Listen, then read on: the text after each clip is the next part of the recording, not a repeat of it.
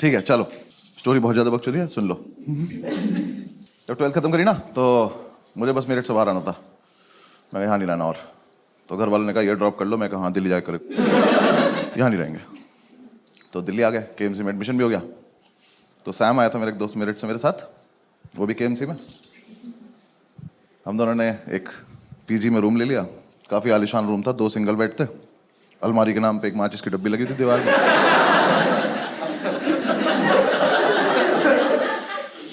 और जो आर्किटेक्ट था ना उसका,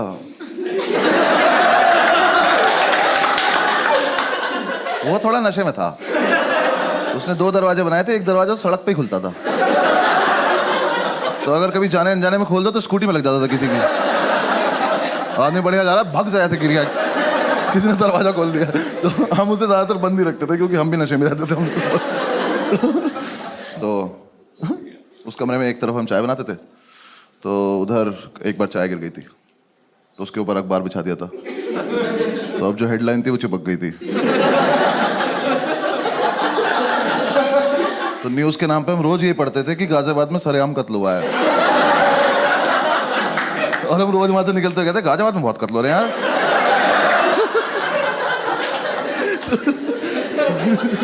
थोड़े दिन हम रहे, फिर हमने डिसाइड किया कि यार दारू पीते हैं। क्योंकि यार देखो, मेरठ से निकलने का मेन पर्पस ये था, क्योंकि मैं बचपन से अपने पापा को देखता रहा था कि शाम को इस आदमी को ऐसा कौन सा पदार्थ मिलता है कि ये खुश हो जाता है।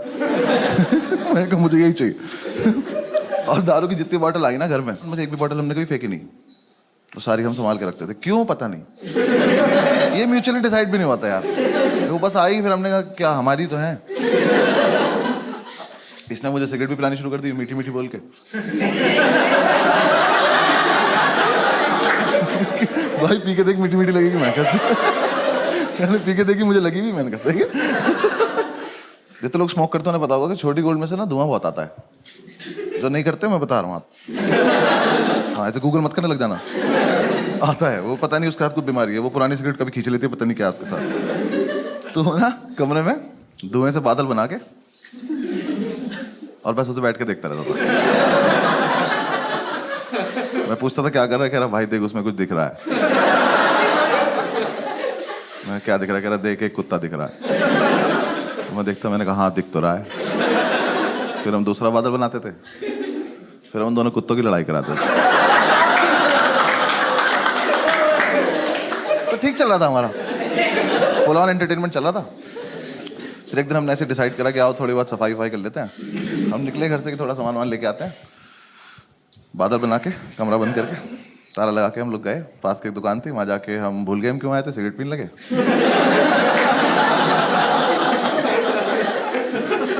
फिर याद आया तो मैंने वाइपर लिया, तो इसने बोला कि वाइपर मत ले यार, रख दे वापस। मैं कह रहे वो कत्ल के निशान मिटाने ले लेते।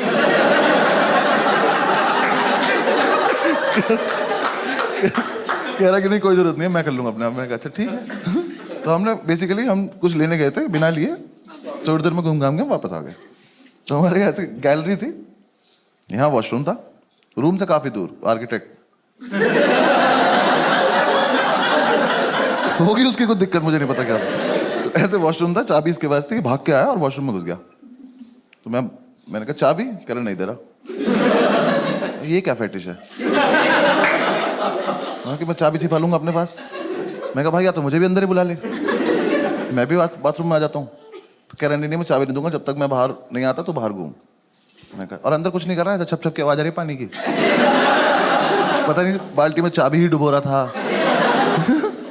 मैं कहा भाई दे दे चाबी, 2-3 बार मांगी, नहीं दी। मैं कहा ठीक है बाहर में जा, मुझे कुछ ना कुछ काम है। मैं बाहर आया, ऐसे थोड़ा सा ओपन एरिया था, उसमें ऐसे गोल गोल घूम रहा था। मैं ऐसे घूम रहा था तो मैंने देखा हमारे रूम के बाहर एक आदमी खड़ा हुआ बैग टांग के। तो मुझे लगा ये सेल्समैन होगा, कुछ बेच रहा होगा। तो मैंने कहा अरे टाइम पास तो मिल गया, आओ इससे बकचोदी की जाए। तो मैंने कहा भाई क्या बेच रहे हो? वो कुछ बोला नहीं। मैं कहा बताओ ना क्या बेच रहे हो। तो वो पलटा, कहता तुम कौन हो? मैं कहा मैं कस्टमर, बताना क्या बेच रहे हो।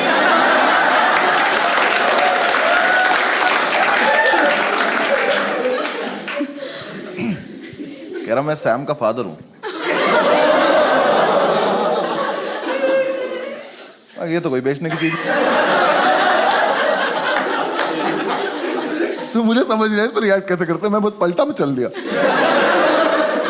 तो कह रहा कहाँ जा रहे हो? मैं कहा मैं कस्टमर ना, कुछ खरीदने जा रहा हूँ। कह रहा सही से बताओ तुम करते क्या? मैंने कहा अंकल मैं ना पीछे डांस सिखाता हूँ वहां पे ना। कुछ समझ ही नहीं आया। मैं रियाज ही कर रहा था, आप आ गए एकदम से ना। तो थोड़ी दूर में भागा। कह रहे एक सेकंड तुम अनुभव हो ना? आप थोड़ी बात सीरियस होती जा रही है। मैं नहीं। कह रहा मुझे सैम ने बताया तुम्हारे बारे में, और मैं ये सोच रहा हूँ अपने लड़के से स्केच बनवाता है क्या?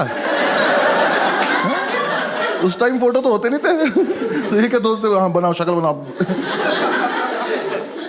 तो यार देखो मैं भाग सकता था वहां से, लेकिन फिर मुझे एकदम से लगा कि आज क्या होने वाला है। ये आदमी अभी वॉशरूम से आएगा, ये अपना बाप देखेगा, फिर हम तीनों मिलके कमरा देखेंगे, और ये संसार तमाशा देखेगा। मैं इस मोमेंट को मिस तो नहीं करना चाहता। तो मैं कहा बता देते हैं हम कौन है, क्योंकि देखो मुझे क्या डर था, ये आदमी क्या कर लेगा, वैसे तो है नहीं मुझे पीट देगा। ज्यादा ज्यादा क्या मेरे घर पे फोन करोगे, कर लो। जो अभी टाइम हो रहा है मेरे पापा पक्का फोन उठा के बोलेंगे चीयर्स भाई साहब।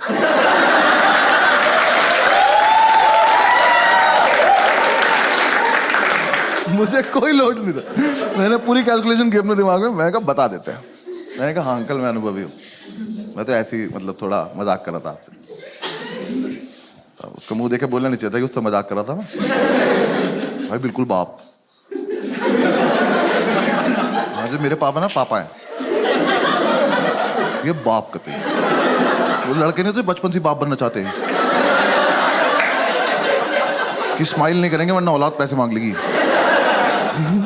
इतना सीरियस ऐसे खड़ा मैं कहा ठीक है अंकल मतलब मैं ही हूँ, आप बताओ कैसे हो आप? कह रहे सैम कहाँ है? हो गया शुरू। मैंने कहा अंकल यहीं पे है, ये रहा यहाँ पे वॉशरूम में। कह रहा बुलाओ उसको। मैं कहा भी बुलाते हैं। मैं गया, मैंने जाके गिर दिया। मैंने कहा बैठी आपके फादर आए हैं।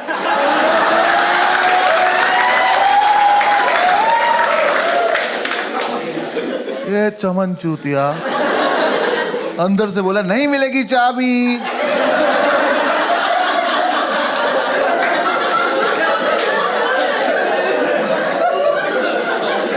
कहा बैठी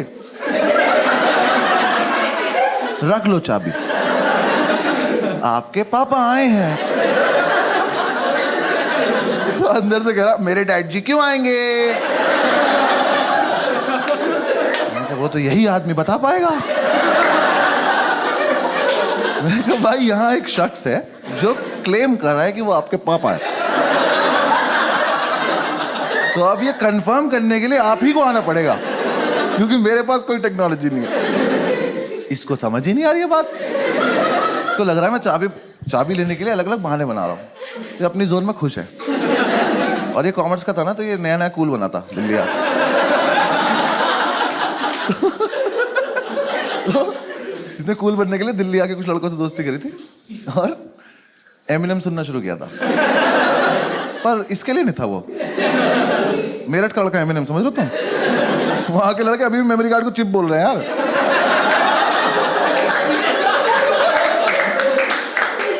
तो मैंने से फिर से बोला, मैंने कहा वाडी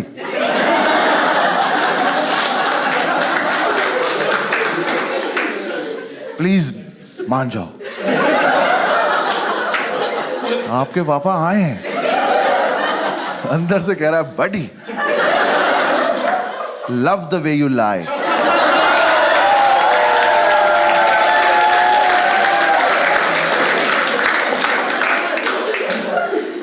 नहीं नहीं नहीं, अपने पापा कसम नॉट लाइंग। एक ही मिनट लगेगा, बाहर आके चेक कर लेना। अलग फील में इतने अंकल आ गए कि हाँ चल क्या रहा है। अंकल आए, मैंने कहा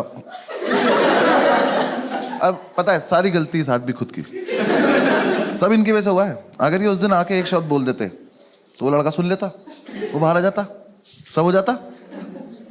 बाप है, कैरेक्टर में रहना। यहाँ आके मुझसे कह रहा है कि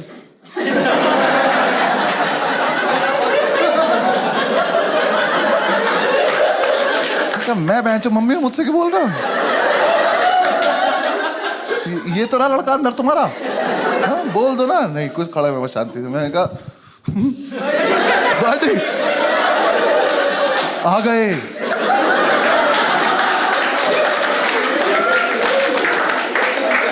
यार पता है सब सच है। एकदम से इसका मेरिट ऊपर आया, एमिनेम नीचे चला गया और इसका पेशेंस लेवल खत्म हो गया। इसे लगा कि अब तो ये बहुत देर से बकचोदी कर रहा है, तो अब मुझे इसे जवाब देने का टाइम आ चुका है। इसने अंदर से इतनी बुरी बुरी गालियां देनी शुरू करी, इतनी बुरी बुरी की स्टेज पे तो मैं दे भी नहीं सकता। ऐसे गालियों का लूप चला और मैं सोच रहा हूँ ये वाली तो बहुत एस्केलेट कर दिया यार तूने। और ऐसे चला चला चला चला चला और एकदम से एक लाइन आई, और तुझे पता है मेरा बाप कितना बड़ा चूतिया है।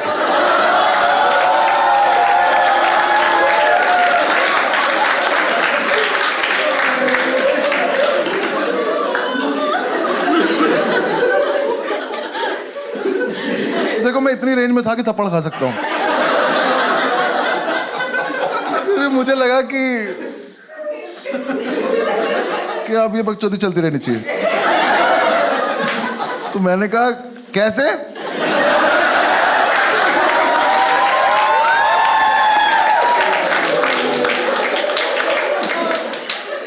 तो कह रहा पता नहीं क्यों आता है दिल्ली, और जब भी आता है एक आलू भुजिया का पैकेट और 4 लड्डू लेके आ जाता है।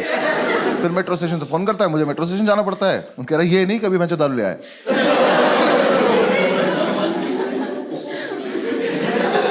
अंकल आपके संस्कार है, मतलब ऐसा ये चल रहा है अभी भी। अब ये किसी और चीज को गाली दे रहा है जो हमें नहीं दिख रही है, अंदर ही कुछ है जिसे ही गाली दे रहा है। मैं कहा अंकल चले यहाँ से, आज का तो हो गया होगा, चले। सारी सुन के जाओगे क्या? इतनी दूर गए होंगे, वॉशरूम के गेट में ऊपर जगह थी, इसने ऊपर से चाबी फेंक दी। कह रहा ले तू भी क्या याद रखेगा? मैं याद रखूंगा? बड़ी एक बार बाहर तो आओ, तुम क्या क्या याद रखोगे? अब लेकिन मुझे एक डाउट हुआ कि यार जितनी गाली अंकल ने खाई, ये आदमी अब ये नहीं देखेगा औलाद किसकी है, अब ये मानना चालू करेगा जो आएगा।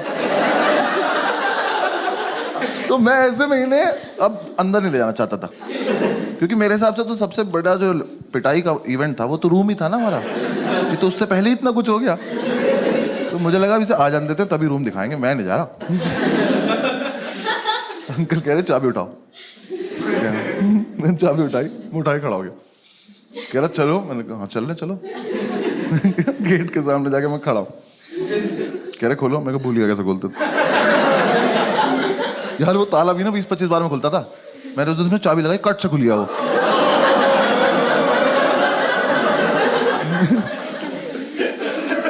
ऊपर वाला तो साथ नहीं दे रहा आज। मैंने ताला ऊपर अटका, कुंडी खोली, मैंने कहा अंकल अब आप कर लो। अंकल ने गेट खोला, पहले तो बादल आए।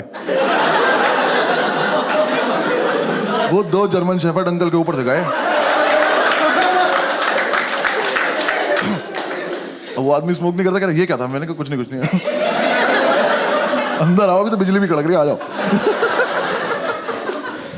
अंकल अंदर घुसे, सामने एक चेयर पड़ी थी, उस पर कपड़े मैंने कपड़े हटाए, मैंने कहा अंकल यहाँ बैठ जाओ, बस बैठ लो। बाप लाइट जलाओ, मैंने कहा लाइट नहीं आ रही। वो पुराना वाला स्विच बोर्ड लगा हुआ था, उस पर वो इंडिकेटर नहीं लगा रहता था, तो वो जल रहा था। तो कह रहा वो तो जल रहा है। मैं कहा ये इन्वर्टर जल रहा है, छोटा इन्वर्टर इतना ही लोड ले पाता।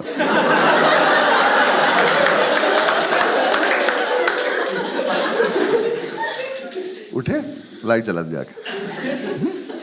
मैं कहा इसमें आप अपने आप किया, आपने जो किया। अब देख लो। कमरा देखा, मैंने लाइव हार्ट अटैक आते देखा। उनका हाथ ऐसे दिल पे गया, मैं कहा ये मरेगा, मेरे नाम ले। मैंने कहा मना करा था ना मैं। बैठ जाओ। बैठ। तो उन्होंने सारी बोतल देखी। तो पहले तो नहीं ये समझ में नहीं आया कि शराब पीते हैं कबाड़ी काम करते हैं।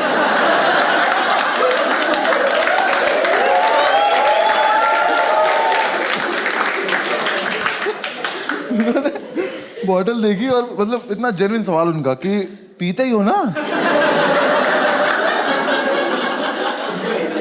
हाँ पीते हुए।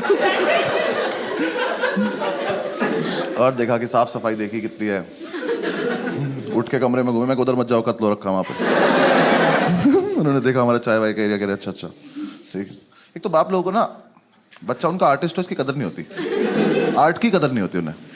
इतना सुंदर पिरामिड बनाया था हमने सिगरेट की डब्बियों से,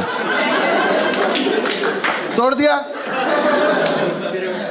हम पंखा नहीं चलाते थे कि गिर जाएगा, आगे तोड़ दिया वो डिब्बियां देखना सारी, उसमें से एक डब्बी उठाई, उसमें से आवाज आई, खोली तो उसमें बीड़ी थी। तो कह रहे तुम सिगरेट भी नहीं पीते?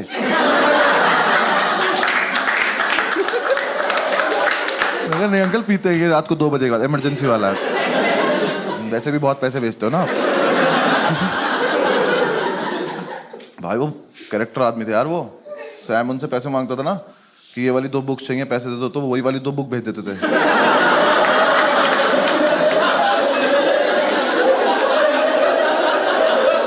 फिर हम दोनों पूरे मार्केट में बुक ले घूम रहे थे, कोई ले लो यार, तो हमारे तो कोर्स की भी नहीं है।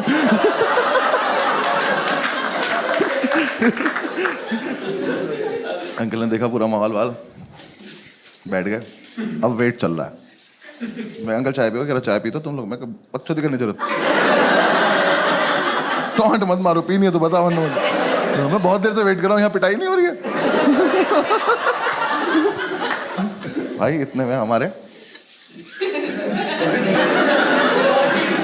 हमारे सैबिनम साहब, देखो इस लड़के को बिल्कुल नहीं पता है बाहर क्या हो रहा है, इसकी दुनिया कहीं और है। ये वॉशरूम से निकला, इसका ऐसे हाथ निकला, ये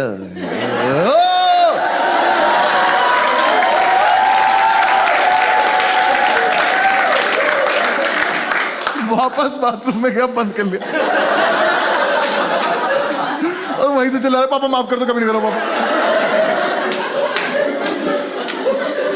अंकल कह रहे बुला के लाओ इसे। मैं कहा फिर मैं बुला के लाऊं यार, अभी आया तो झपट्टा क्यों नहीं मारा आपने इस पे? तो मैं वापस गया, मैंने कहा बड़ी हो गया, आप धप्पा हो गया, आ जाओ। मैं कहा देख लिया पापा ने, आ जाओ। अब कुछ नहीं हो सकता। बाहर आया, कह रहा भाई क्या होगा? मैं कहा मुझे क्या पता, तेरा बाप है भाई। मुझे तो बस देखना है, चल जल्दी। आए रूम में, फैमिली वैल्यूज। भाई नहाती पहले पैर छुए। मैं कहा अच्छा आशीर्वाद मिलेगा आपको। बैठा, अंकल ने कहा क्या है सब? कह रहा मैं नहीं करता। अंकल ने मेरी तरफ देखा, मैंने कहा मैं भी नहीं करता। मकान मालिक का है सब। मीठी मीठी बोल के सिगरेट पिलाता है लड़का। बकवास कर रहा, मैं नहीं करता।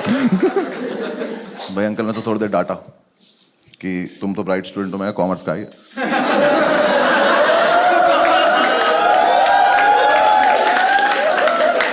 कह रहे बेटा ये सब करने की क्या जरूरत है, फलान ठिकाना, वो डांट रहे। मैं कहा अब मारेंगे, अब मारेंगे, कुछ नहीं। उठे, खुद बाथरूम गए, तुरंत वापस भी आ गए। मैं कहा इनका क्या चल रहा है इनकी फैमिली में? इन लोगों को सीधा सीधा टारगेट दिख क्यों नहीं रहा अपना? सामने मारो पैंच की तरह। फिर वो आप बताए, फिर उससे बातें कर रहे हैं कि तुमने मतलब क्यों किया होगा ये, बेटा गलत चीजें हैं। और मेरी तरफ देख के कह रहे हैं लड़कों के साथ रहना छोड़ दो। मैं कहा छोड़ देना, अभी मुझे वो दिखा दो जो देखने के लिए बैठा हूँ। कुछ नहीं, मैं ऐसे घूम रहा, मैंने अंकल का बैग देखा तो उसमें 1 आलू भुजिया रखी, 4 लड्डू रखे। मैं कहा आज तो नहीं निकालेंगे, आज तो इसे वापस ले जाएंगे। आज तो बात कर रहे हैं उससे, करते करते उन्होंने आलू भुजिया निकाल दी। मैं कह अरे यार कहते ही शर्म नहीं आ रही, अभी गाली खाई है। आलू मुझे रख दी, 4 लड्डू रख दिए। कह रहे बेटा सुनो, ये सब बिल्कुल बंद कर दो और वीकेंड पे मेरे उठाओ, तुमसे बात करता हूँ। बैग उठाया और चल दिए। ये क्या टाइम वेस्ट हुआ मेरा है? ये तो मतलब इतने कैरेक्टर में थे क्यों आप, अगर आपको इतना ही इजी काम नहीं आता तो। भाई वो चले गए। मैं कहा ये क्या हुआ है यार, तेरे पापा तुझे मारते नहीं है? कह रहा भाई मेरे पापा तो मुझे वाइपर से मारते हैं।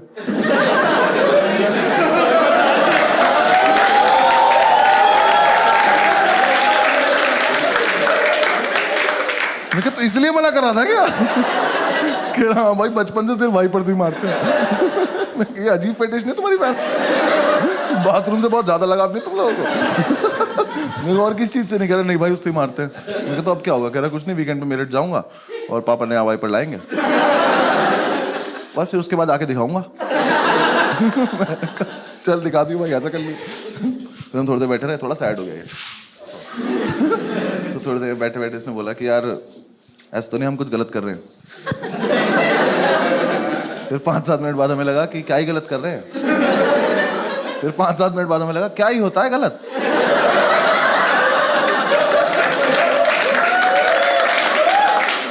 किसी के लिए गलत, किसी के लिए सही होता है।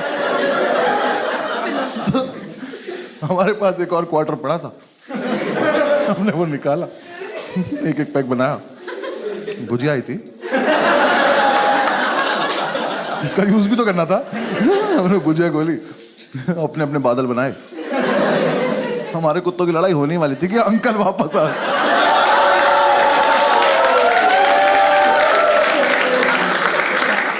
भाई वो दुकान से वाइपर लेने गया था, उन्हें स्वीटी नाम के वाइपर से जो सूता है ना उसको घुमा घुमा। अंकल देखे मेरे, uncle love the way you lie.